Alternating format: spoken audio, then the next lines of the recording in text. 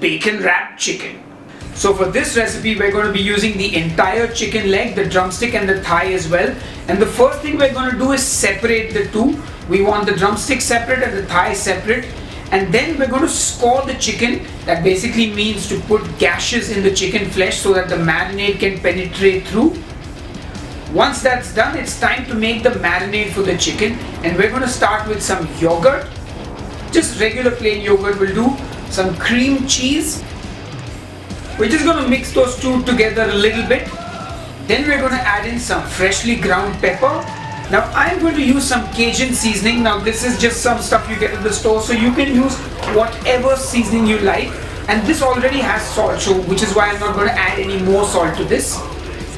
I'm going to add some dried thyme leaves, some freshly minced garlic, and you want to use minced garlic for this because you want it to incorporate well with the yogurt. I'm also going to add some freshly chopped parsley and make sure this is chopped really fine. And finally I'm going to grate in some mozzarella cheese.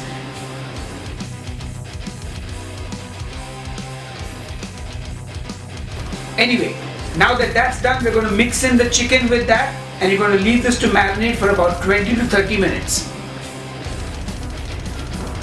Once your chicken has been marinating, it's time to wrap it in bacon and put it on our baking tray. It's just that easy. Wrap it up. Wrap it up now.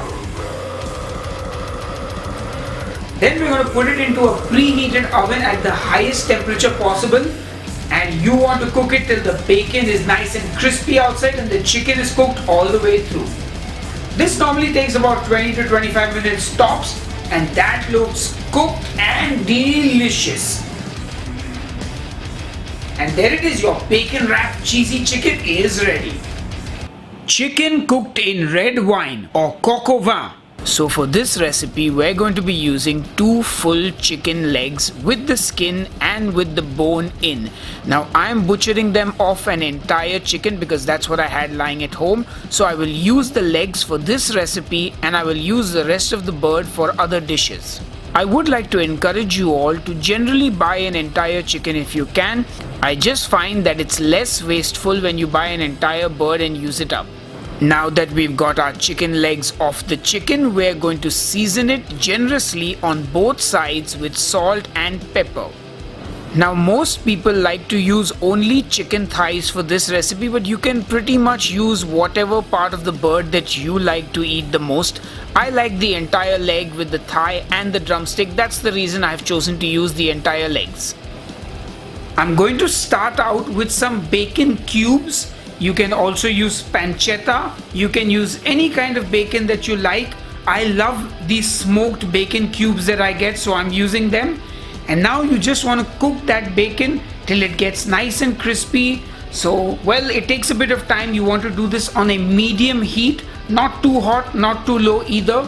And all that fat is going to render out and the bacon is going to crisp up nicely. So anyway, fry that bacon, be patient with it, and you're going to see all that fat being released and that bacon will turn nice and crispy. Anyway, once that is done, you're going to take that bacon out of the frying pan, and then you've got all that residual fat in the pan still. Now you can take out some of that if you don't want it all, but I would recommend leaving it in because it is high fat, isn't it? The next thing I'm going to do is add in the chicken to the pan into that delicious bacon fat and fry it. And just put it skin side down and let it be for a good 3 to 4 minutes. Do not fiddle with that chicken.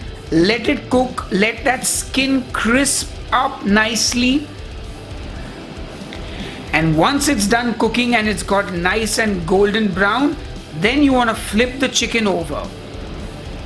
Now as you can see, there's a lot of residual oil in the pan from the bacon fat, as well as probably from the chicken as well. So I'm going to use that fat and baste the chicken. Oh yeah. And this is a great way to crisp up the skin around the side of the drumstick. And just cook the chicken till the skin is all nice and crispy, and once that's done, remove it from the pan and set it aside. Now sadly my camera did not record the next part, but once you've removed the chicken and set it aside, in the same fat that's in the pan, you want to add in mushrooms, regular button mushrooms, and pearl onions. And then you just want to saute the onions and the mushrooms in that fat till they start to get some color on them. The next thing we're going to do is add some fresh thyme to this, and then of course give it all a good mix. You're going to get the lovely herby flavor of thyme in this dish. And the next thing we're going to do is add in some red wine. You can use any wine that you like. I would recommend something dry that will have less carbs, and don't use too much wine, just use a little bit. You just want that wine flavor in the dish. Now we're just going to let that simmer and cook for a bit, and then I'm going to add in my chicken legs. The next thing I'm going to do is add in some chicken stock, and then I'm just going to cover it and let it braise in that wine and chicken stock, and it's going to be delicious. After about 5 minutes of cooking it, I'm going to open the lid and I'm going to add in about half the bacon that we fried. I just want that bacon to stew with all the juices as well, and it's going to be delicious. Anyway, cover it and cook it for another 5 minutes or so. Now that it's been cooking for a bit, we're going to open up the lid. We're going to take the chicken legs out because they are probably fully cooked by now and we don't want to overcook them. And now it's time to reduce that sauce and build up all those flavors. So you're just going to let that sauce simmer. Now as you are cooking the sauce, remember to keep tasting it, adjust the seasoning as you see fit, and once it's reached that taste that you desire and you are happy with, it's time to thicken it up using a bit of xanthan gum. Now this is completely optional. To be very honest, xanthan gum does sort of give it a unique texture, so to speak, but it does thicken it up. So if you want, you can use it, else you can skip it. And I'm just going to cover it up and cook it for another few minutes, and then our sauce is ready, and I'm going to finish it off with some freshly chopped parsley. And then I'm going to add in the chicken legs, and then the remainder of that crispy bacon, I'm going to top it with that. And yep, our coq au vin is ready. Finish it off with a little more fresh parsley. And oh my good lord, that looks so good. Oh yeah, barbecue chicken, and we're going to be using some legs and some thighs, and we're going to wrap it in some lovely prosciutto or parma ham. I can't remember which one it is. Now for this recipe, I'm using skinless chicken legs, the drumstick and the thigh, and I'm going to separate them both, and then I'm going to put big gashes on the chicken, and the idea is that the marination penetrates the chicken and these gashes will allow that marinade to sink right in. Once we're done prepping our chicken, it's time to do the first marination, which is just going to be some salt, some pepper, some chili powder or cayenne pepper, and about a tablespoon of freshly squeezed lemon juice, and give that all a good mix. Now I'm using an Indian method of marinating the chicken twice, which is what we do when we make tandoori chicken and other such dishes. So let's see how it turns out. Anyway, once it's done, we're going to let it marinate for about 15 minutes.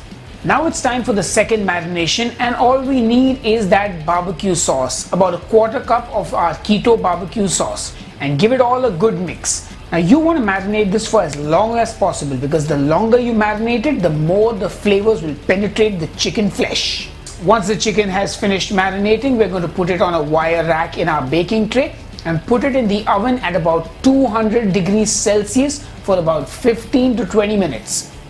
Now while our chicken is cooking in the oven, I'm just going to make that blue cheese dip, and I'm going to take 3 tablespoons of full fat yogurt, 1 tablespoon of sour cream, and about a tablespoon of blue cheese. You can use less or more depending on how funky you want this to be. The green part of a spring onion, if you have chives, use that instead, it's better. Anyway, give that all a nice mix, a good mix in fact, not a nice mix, a good mix. And check it for seasoning. I'm going to add a wee bit of salt and a wee bit of pepper and give it all another good mix. And then just put it in the fridge till your chicken is ready. Now after about 15 minutes, I'm going to take that chicken out and I'm going to wrap each piece in some Parma ham. Now, the reason I didn't do this at the start is because I didn't want to sort of overcook the Parma ham, because it's very thin and it doesn't have much fat. Of course, if you don't have Parma ham, you can use bacon, and well, bacon you would have to do right at the start because it's generally sliced thicker and has a lot more fat on it. Anyway, once that's done, put it back in the oven, and in about another 5 minutes or so, your chicken is ready. And our barbecue chicken with that blue cheese dip is ready. And oh yeah, that looks so good.